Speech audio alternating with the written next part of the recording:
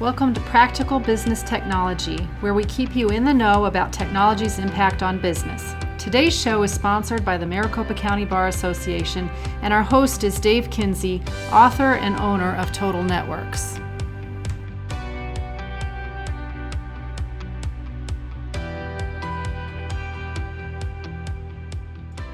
Hi, I'm Stephanie. And I'm Dave. And today we're going to talk about how you can protect your firm from being hacked. Easy, right? Well, there's really not one way. I imagine that we're not going to have there's no easy button, unfortunately. No easy button, no magic bullet? No magic bullet. There's a lot of bullets and a lot of, kind of like putting on several layers of armor. Yeah, I think that's the general idea. You know, if being secure was simple, everyone will be secure. Well, I mean, even just like the coronavirus, it's mutating, it's changing. Well, hackers out there in the world keep changing and coming up with new ways to trick us. That's absolutely true. We do need to continually advance our game. But there are some fundamental principles that remain the same. So what would you say if we were going to start at just top of your head, what's the first for sure thing? Well, if we're talking about having your firm be secure, right? So that's the whole idea of this. I think, number one, the very first thing I would do is assign a security officer. You know, have somebody that's like, okay, your job is to help make sure that we're secure. And the reason why I'm saying that is because, and have it actually be a designated person, because when it's everybody's job, which being secure is everybody's job, but when you say like when something is everybody's job, it's nobody's job. Well, it's just like any goal. If you have a goal but you don't have an owner of it, it's hard. Agreed.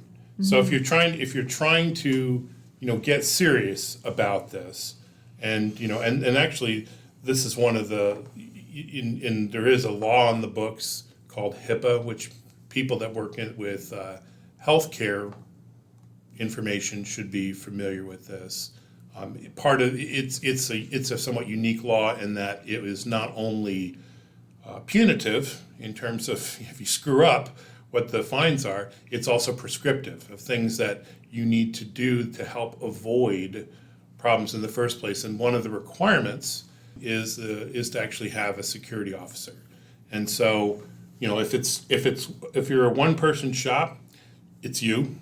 But I'm looking at this largely here is so somebody's got to be assigned this thing to start. So that's what I would say is a starting point. And they don't have to be the most technical person. They just need to be someone that is resourceful if they need to seek for help. At Total Networks, I am our security officer. I'm not the most highly technical person in the company, but I'm very organized and I know who to ask if I have questions. Being organized helps. Yes. Being organized definitely helps. So that's step one, I would think, would be to do that. Now, ultimately, security is going to be everybody's job, but now you have somebody that's sort of beating the drum, right?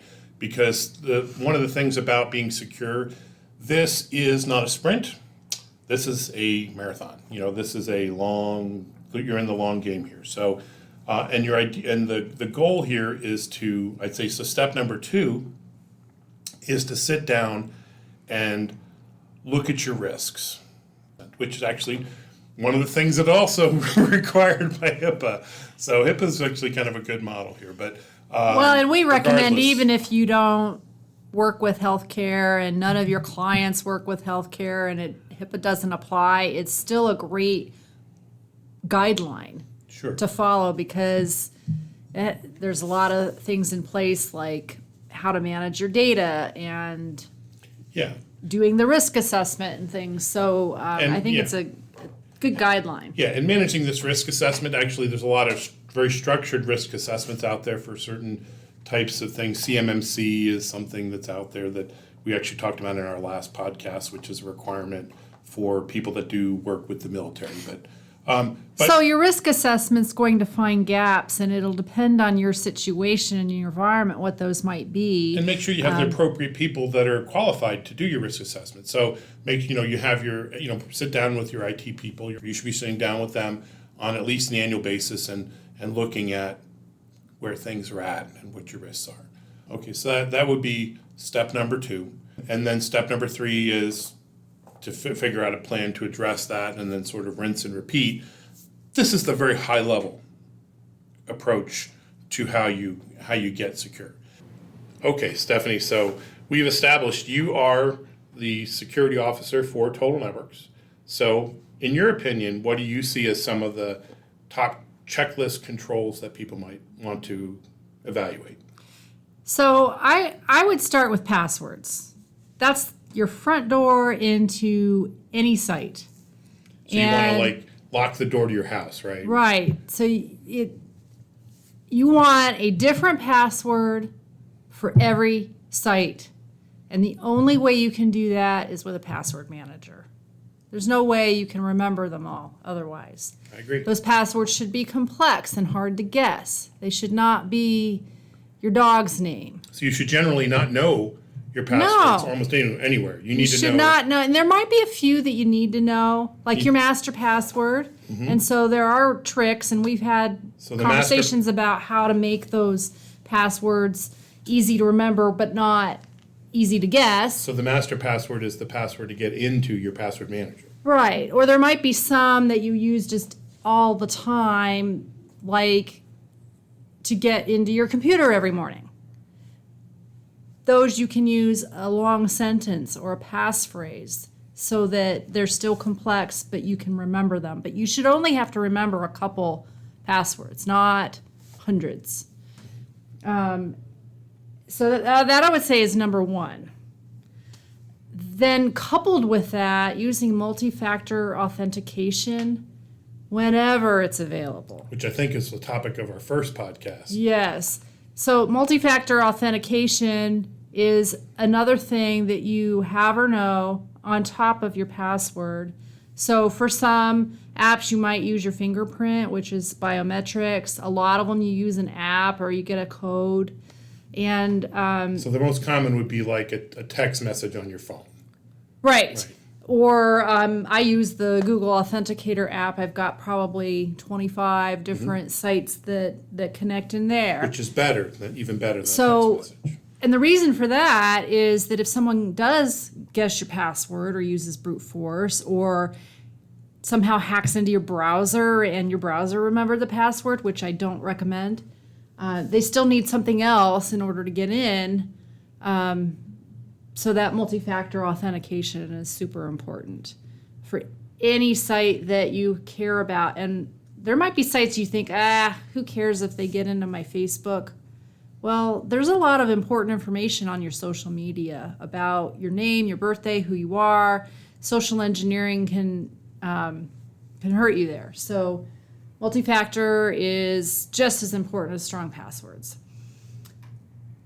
Then after that, I would say make sure you've got a good training program for your employees. And that means not just when they get hired, but on a regular routine basis, you have little short reminders. It might be posters you hang out in the office.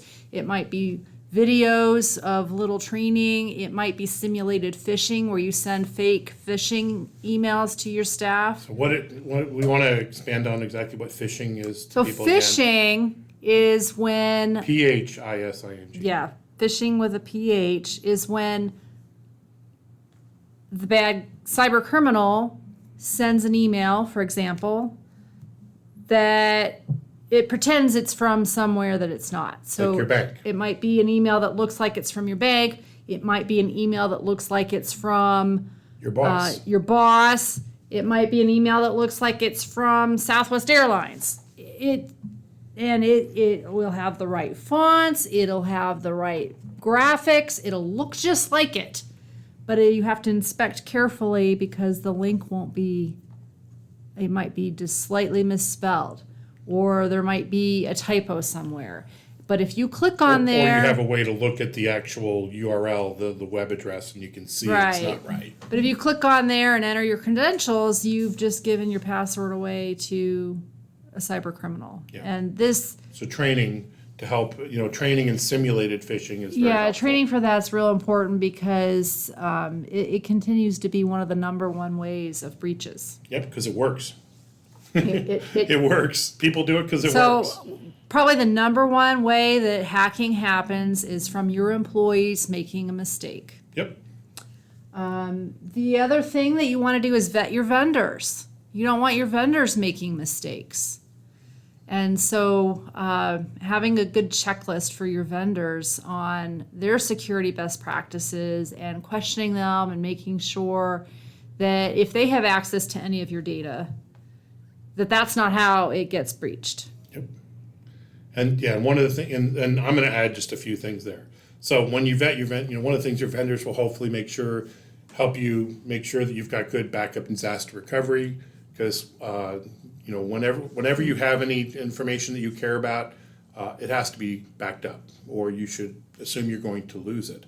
And should help you make sure that your system's up to date, that you have all the right patches, that you're not using that old PC with Windows 7 on it or what have you, because you need to make sure that you've got your software updated, or you're going to get hacked.